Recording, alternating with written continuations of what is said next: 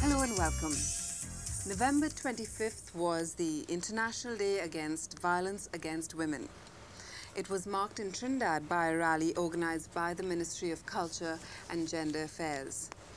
The rally was particularly significant in this country because this year alone, 15 women were murdered by enraged spouses in incidences of domestic violence, 6 in the month of September alone. To tell us more both about the condition of women in this country and about gender affairs is Aileen Clark, and she's the Director of Gender Affairs at the Ministry of Culture and Gender Affairs. Aileen, welcome to our program. Thank you. What exactly does your ministry do? What does Gender Affairs do, and how is it relevant in the case of violence against women?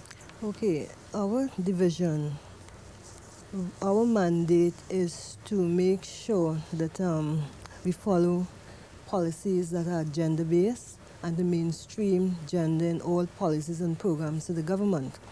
So within that context, we see domestic violence as a gender-based situation. So we have approached the whole problem from an integrated point of view. By this I mean that we have a national hotline, 800 SAVE, that started in 1996 to present. We also have drop-in centers in most of the counties of Trinidad.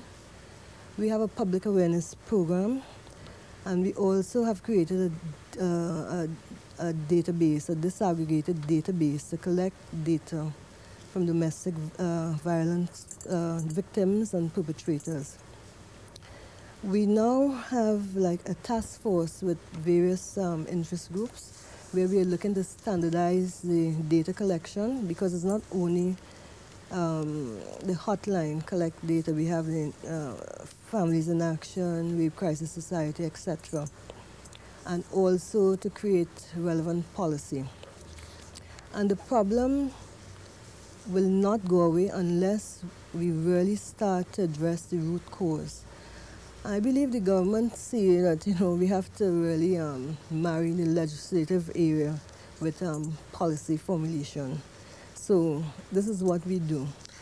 I think often, Aileen, although men tend to be the perpetrators in the majority of cases, you were telling me earlier that out of the 1,036 calls you got on the hotline, 954 were female and there were 82 males. So there is violence against men as well. But because it has become an issue that women tend to address to women and about women, we seem to often leave the preventative action out. We seem to leave the men out of the process. Where's this rage coming from in men, and how do we reach out to men to bring them into the fold, to take away the whole stigma of being a perpetrator and being somebody who is victimizing people? How do we bring men and women together? All right, the 82 men, not all of them are perpetrators, right? We have men. Actually, last year, 14% of our callers were men that were abused, right? Yes. We have men that call the hotline, that they are indeed perpetrators, but they are calling for help. Yes. So what we have set up in our division is a male support program headed by a male manager that we recently have employed. So what we want to do really is to structure our programs to look at the perpetrator as well as the victim. Bear in mind too that some women do abuse men. So actually that's why we're saying is the whole situation is gender-based. I think that most probably the problem seems to have escalated, or appears to have escalated, because all of these, the areas that concern violence, it's out in the public, it's out of the closet.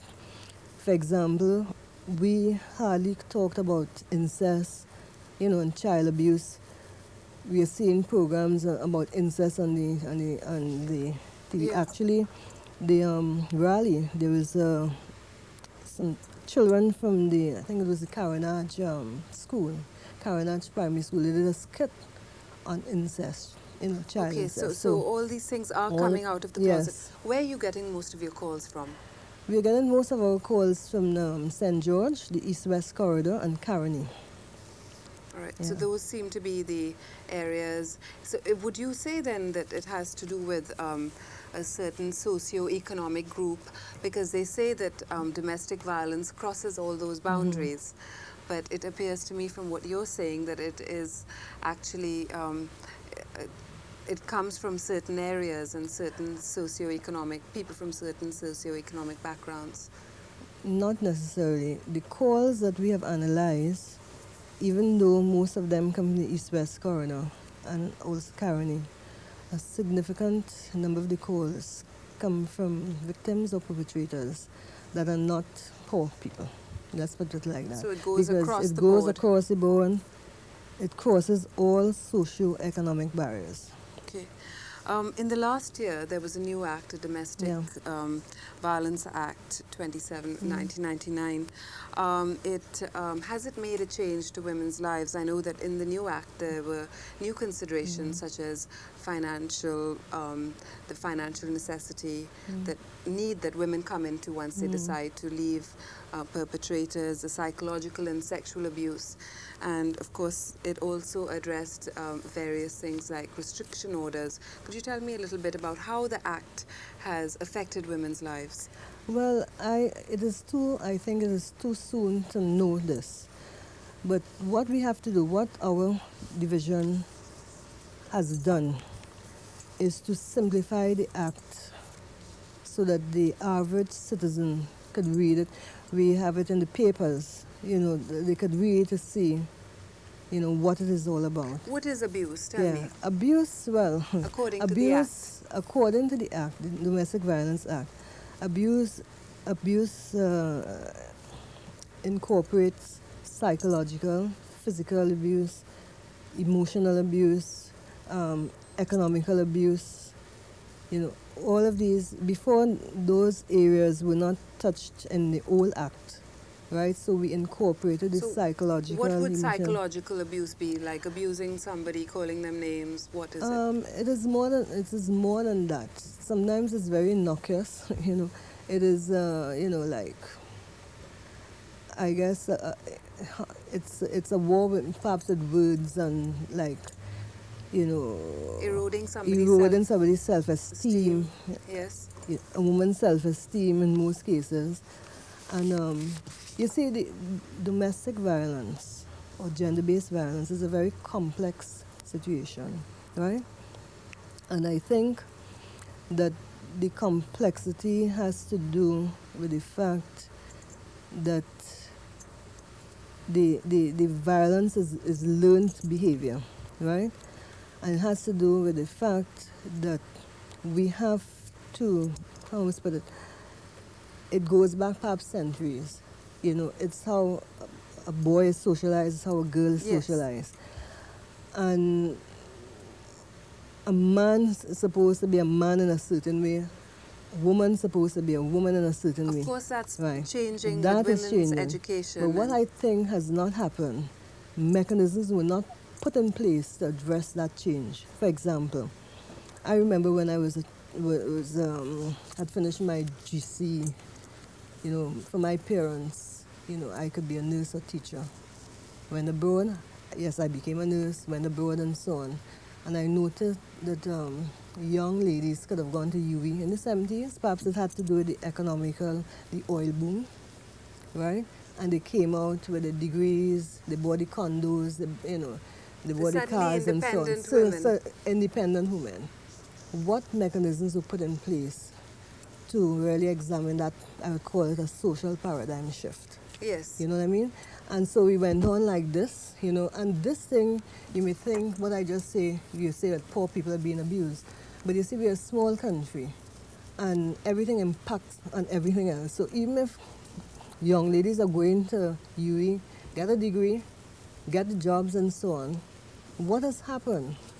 Because girls traditionally did not compete with boys, And now they are. and now they are doing just that. Yes. So I think we have to put mechanisms in place now to really examine that shift. And also even the society. amongst I suppose the not so there's this economic people who are under a certain economic level, they are also taking a great deal of responsibility that men traditionally handled in terms of children, in terms of having a home, in terms of taking responsibility for their children's lives, which were traditionally male roles. That's right. And let's talk about very quickly, what is your division doing? Obviously, people we need to reach out to now is the young men, because the generation before is already set in its ways. What are you doing to reach out to young men and women to show that actually we don't have to compete, and they shouldn't feel threatened by a strong woman, and it makes for a better relationship between a man and a woman if both are strong and both fulfill their potential? Okay, we have designed a project that we're going to be launching next year, a pilot project.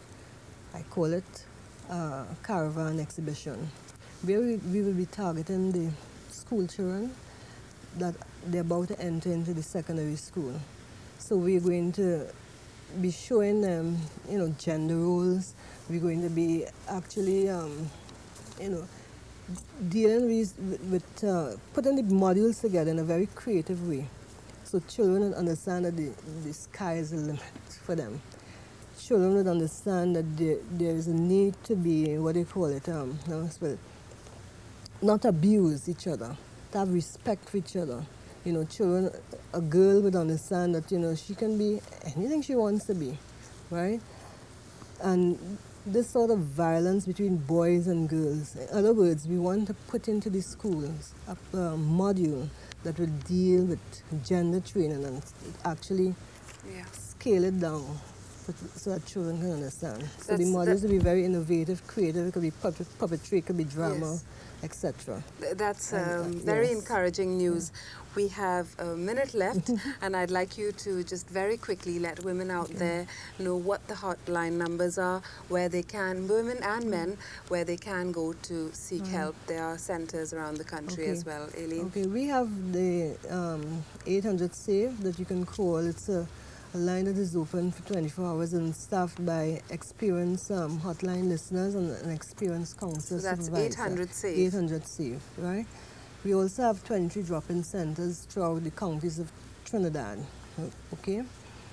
We have a male support program that we intend to really start to put like male discussion groups, for example, in these drop-in centers, and work with men in groups, perpetrators, victims. We also have in the centers we're going to start like what we call a drama educational series. We started it already with the what do you call it, Creative Arts Center, where they did Dollymore, which is a domestic violence play for us, etc. So we have a lot of work to do. But before we go, I must say that we have launched a fund for the victims, fund for children affected by domestic violence.